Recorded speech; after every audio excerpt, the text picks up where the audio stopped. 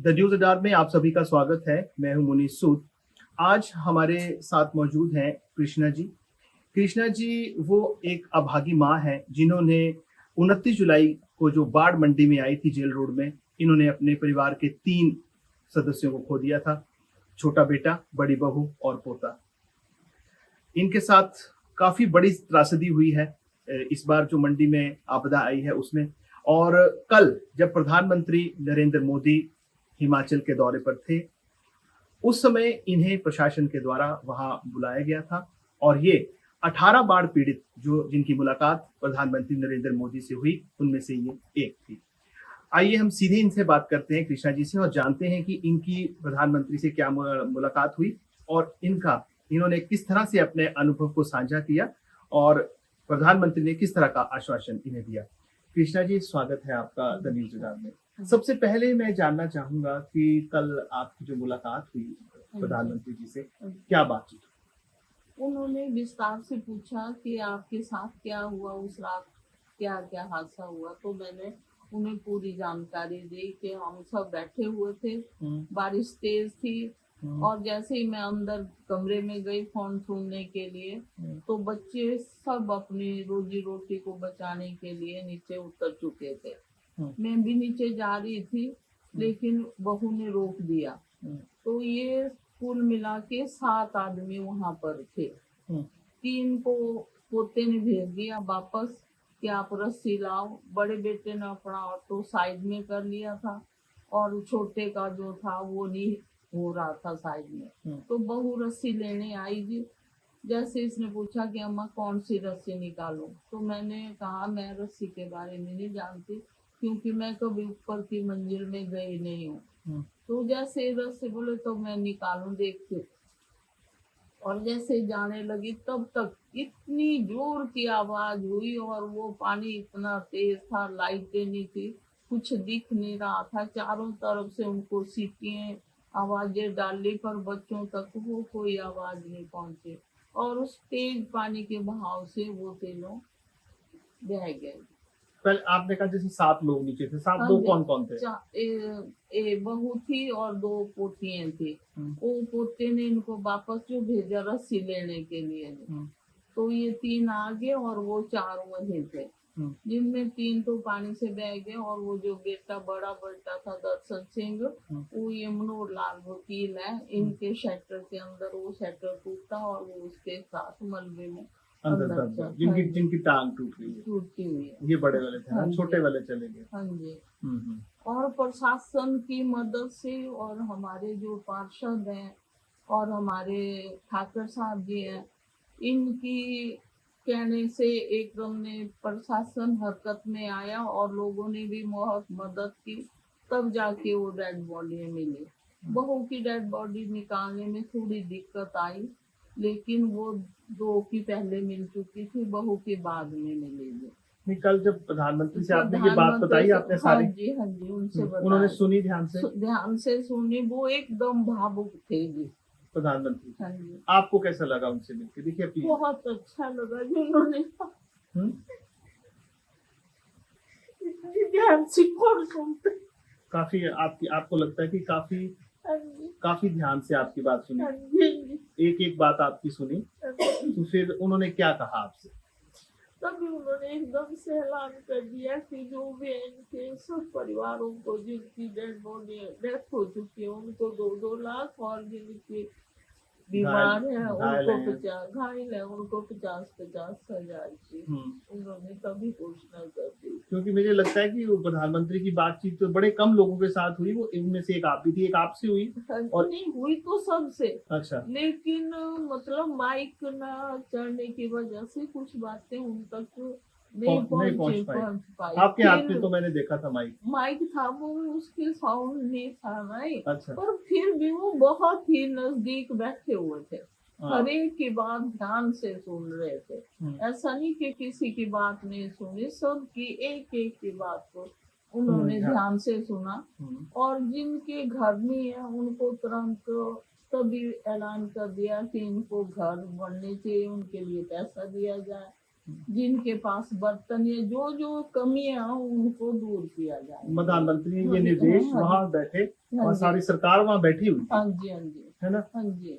मुख्यमंत्री से भी हुई आपकी मुलाकात की? नहीं, नहीं नहीं हो सकी नहीं क्योंकि थे तो वही थे, पर हम्म। उन्होंने कोई ऐसी बात की नहीं। मुख्यमंत्री से नहीं हो पाई नहीं, आपकी बात। नहीं। तो अब आप देखिए आप प्रधानमंत्री से भी आपकी मुलाकात हो गई, आपको हाँ, बुलाया गया, हाँ जी। और अब आप क्या अपेक्षा करते हैं सरकार से भी और प्रधानमंत्री से भी?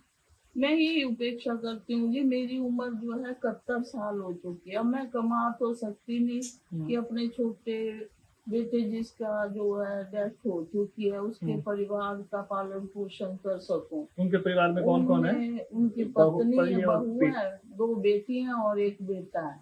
अगर बहू को कहीं नौकरी मिल जाती है तो ये अपने बच्चों को अच्छी परवरिश दे सकती है।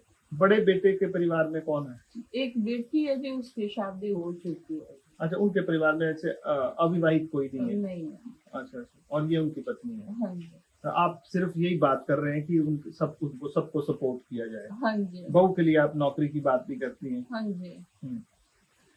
ठीक है जी कृष्णा जी, आपने हमसे बात की और मुझे उम्मीद है कि आपके जो प्रशासन है वो हाँ जी। जरूर आपकी बात को सुनेगा, और जैसा आश्वासन आपको प्रधानमंत्री की तरफ से दिया गया है, हाँ जी। जरूर आपकी आपकी कोई मदद सरकार भी करेगी और प्रधानमंत्री ऑफिस से भी कोई ना कोई आपकी मदद जरूर की जाएगी। तो देखिए अभी हम आपको डिजिटल शॉर्ट्स में अभी सारा दिखाते हैं, शॉर्ट्स में कहाँ कहाँ ये उस दिन घटना हुई थी। हमने और एक बात बताऊं जी, जब भी मैंने इनको फोन किया अपने बेटे जी को, तभी इन्होंने इतना मलबा होने के बावजूद चढ़ने के काबिल रास्ता नहीं था, और ये रास्ता तभी पूरा हुआ जब इन्होंने करवाया, और प्रशासन की इतनी मदद हुई उसका तो मैं अपने दर्शकों को बता दूं कि कृष्णा जी जिनकी बातचीत कर रहे हैं वो यहाँ के वार्ड मेंबर हैं। इनका नाम हरदीप सिंह है, राजा के नाम से इनको जानते हैं। और इस त्रासदी के दौरान ये बात मानने वाली है कि हालांकि सभी पार्षदों ने बहुत काम किया है, लेकिन राजा सिंह की जो ये वार्ड था उसमें सबसे ज्यादा त्रासदी मंडी में हुई है। और जिस तरह से इन्होंने उस त्रासदी में लोगों की मदद की है वो वाकई काबिले तारीफ है। देखिए ये तो खुद कह रही है, ये सबसे ज्यादा पीड़ित इस समय पूरे मंडी अगर जिले की भी बात करें तो भी ये काफी एक ऐसी महिला है जिन्हें बहुत बड़ा दर्द इस आपदा ने दिया है, और एक काफी लंबे समय तक ये दर्द इनके साथ रहेगा क्योंकि इन्होंने अपने परिवार के 3 लोगों को दिया। हम हरदीप सिंह जी से भी आपकी बात करवाएंगे, और मैं चलिए आपको शॉर्ट्स में दिखाता हूँ वो जगह। ये देखिए हम शॉर्ट्स आपको दिखा रहे हैं इस वक्त। ये इनके घर का ये रास्ता है और यहाँ इनका ऑटो खड़ा रहता था, और उस ऑटो को ये ठीक साइड में पार्क करने गए थे, लेकिन उसी समय नाला आ गया। ये सारी चीजें देखिए ये शॉर्ट्स में आप देख सकते हैं। इस सड़क का हाल देखिए आप, ये नाला है जो आप देख रहे हैं इस समय सारा के सारा। ये और इनका घर का भी आप देखिए, मैंने घर का भी आपको हम आपको सीन सारे दिखा रहे हैं। ये देखिए इनका ये घर है जो जहाँ पे ये रहते हैं, और ये नाला साथ में बह रहा है। तो ये नाला उस दिन इतना ज्यादा आ गया कि तीसरी मंजिल तक पानी था। आप अंदाजा लगा दिए, मलबा और मिट्टी इतनी थी कि तीसरी मंजिल तक ये टच करके गया है। और ये सारा के सारा रास्ता जो आप देख रहे हैं ये भरा हुआ था, ऊपर तक भरा था, जिसे बड़ी बड़ी मशीनें लाकर प्रशासन ने और यहाँ के जो वार्ड मेंबर है राजा जिनकी मैं बात कर रहा हूँ, उनकी बहुत मेहनत रही है, आज ये रास्ता चलने लायक हुआ है। तो 2 महीने बाद हम इस घर तक पहुंचे हैं। इस समय मेरे साथ पैलेस 1 के वार्ड मेंबर हरदीप सिंह है, राजा के नाम से इन्हें जानते हैं। और ये जो सारी त्रासदी जब मंडी में हुई, सबसे ज्यादा अफेक्टेड एरिया पैलेस ही था, जैसा आपने वीडियो में भी देखा और सारी जगह खबरें फैल गई। राजा इस समय इस त्रासदी में इनका जो रोल था वो बड़ा सराहनीय था। ये 24 घंटे लोगों के लिए उपलब्ध थे, और एक एक घर में जाके त्रासदी वाले जो घर थे जहाँ जो इफेक्टेड लोग थे, घायल थे चाहे मृत थे, सब जगह जाके इनका रोल बहुत बड़ा रहा है। राजा जी स्वागत है आपका भी। देखिए माता जी ने तो खुद कहा, कृष्णा जी ने आपकी बड़ी तारीफ की, उसमें कुछ वो राय नहीं है कि आपने बहुत ज्यादा काम किया है। थोड़ा सा इस घटना के बारे में हमें बताएं कि जब आपको पता चला तो उस समय परिस्थितियां क्या थी? देखिए मुझे सुबह करीब 4:45 बजे टेलीफोन के माध्यम से ये सूचना मिली कि बहुत सादरी नाला जो है बहुत ज़्यादा आया हुआ है और वहाँ पर कैजुअल्टी हो गई।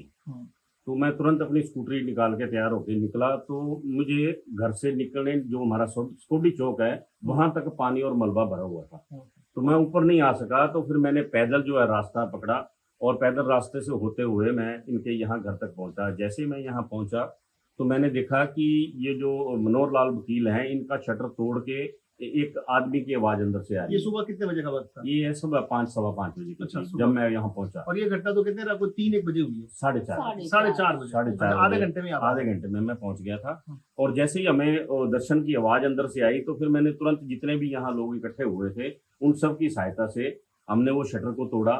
शटर को तोड़ के और अंदर जो मलबा था, मलबे पत्थर के नीचे उनकी टांग फंसी हुई थी, और वो पत्थर को हटा के, मलबा हटा के, तो दर्शन को हमने सेफली निकाला। उसके बाद जब माता जी यहाँ मुझे मिले तो इन्होंने कहा कि मेरे 3 बच्चे अभी नहीं मिल रहे हैं, अच्छा, उनके बारे में मुझे कुछ नहीं है पता। तो तुरंत फिर हमने देखा, मैंने कमिश्नर साहब को अपने को फोन किया।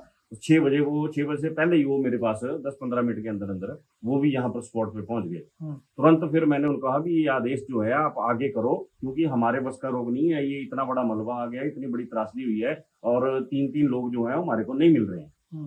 तो फिर उन्होंने एनडीआरएफ को भी फोन किया और डीसी साहब को भी फोन किया।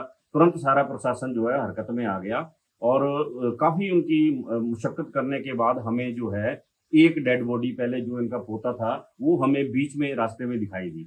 तो उसको फिर हम लोग स्थानीय लोगों की मदद से हमने कुल्हाड़ी वगैरह लेके, आरी वगैरह लेके, वो पेड़ वगैरह जिसकी जड़ों में फंसा हुआ था वो, उसको निकाला गया। सबसे पहले उसको बरामद किया गया।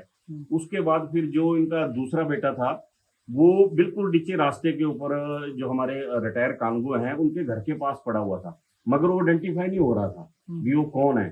फिर जब ध्यान से उसको देखा गया तो उसके वस्त्र वगैरह दिखा के तब हमें पता चला कि ये इनका छोटा बेटा है। अब रह गई थी बहू, बहू नहीं मिल रही थी। वो तो काफी, कम से कम कोई 3 घंटे की मुशक्कत के बाद मलबा मुलबा, गाड़ियां जो यहाँ फंसी हुई थी उनको एनडीआरएफ ने आके साइड में किया, उन गाड़ियों को चेन कुपी लगा के नीचे पहुंचाया, रिकवरी वैन भी मंगवाई। तो तब वो जब गाड़ियां निकली तो उसके बाद फिर वो बहू की जो डेड बॉडी मिल पाई। तो ये एक इतनी दुखद घटना थी कि हमारे तो रोंगटे खड़े हो गए थे। ऐसा एक ही परिवार के 3 सदस्यों की ऐसी हालत देखिए। तो उस वक्त पिछली रात को हमारे नेता प्रतिपक्ष जयराम जी भी मंडी में आए हुए थे। तो मैंने अपने अध्यक्ष जी को फोन किया भी ऐसे ऐसे भी हमारे वार्ड में बहुत बड़ी त्रासदी हुई है। तो जयराम जी कहते मैं तुरंत अभी आ रहा हूँ। अच्छा। तो 8:30 बजे के करीब जो है जयराम जी यहाँ पहुँच गए थे, और मैंने उनसे कहा भी जो हमारी पार्टी के ही पहले पार्षद रह चुके हैं कृष्णा जी, उनके परिवार की ऐसे ऐसे हादसा हुआ है। तो उन्होंने फिर आग्रह किया कि आप मेरे को जैसे मर्जी उनके घर तक पहुंचाओ। अच्छा।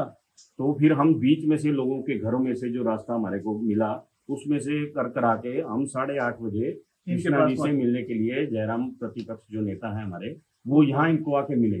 उन्होंने इनको संतावनाएं दी कि जो भी हमारे से बन पाएगा हम ज्यादा से ज्यादा आपके परिवार के लिए, जो इतनी दुखद घटना हुई है उसके लिए हम कुछ ना कुछ जरूर करेंगे। तो मैं तहे दिल से अपनी पार्टी का और नेता प्रतिपक्ष का और प्रशासन का बहुत धन्यवाद करता हूँ, खासकर अपने जो हमारे नगर निगम के कमिश्नर हैं। अब आगे क्या है? देखिए, अब ये चाह रही है कि इनकी बहू को भी कोई नौकरी मिले, क्योंकि उनकी 2 बेटियां हैं। अब इनके परिवार का गुजारे का भी तो देखना है, वो कैसे देख रहे हैं? उसके लिए हम अभी तो ऐसा है कि पार्टी ओपोजिशन में है, जो सरकार कांग्रेस की है, उनसे भी आग्रह करेंगे, मगर हम अपनी पार्टी में भी इस लेवल पे बात कर रहे हैं कि इनकी बहू को कहीं ना कहीं सरकारी नौकरी मिल जाए, ताकि वो अपने परिवार का गुजारा जो है, अपने बच्चों को अच्छा पालन पोषण कर सकें। ठीक है। द न्यूज़ में बात करने के लिए बहुत बहुत धन्यवाद।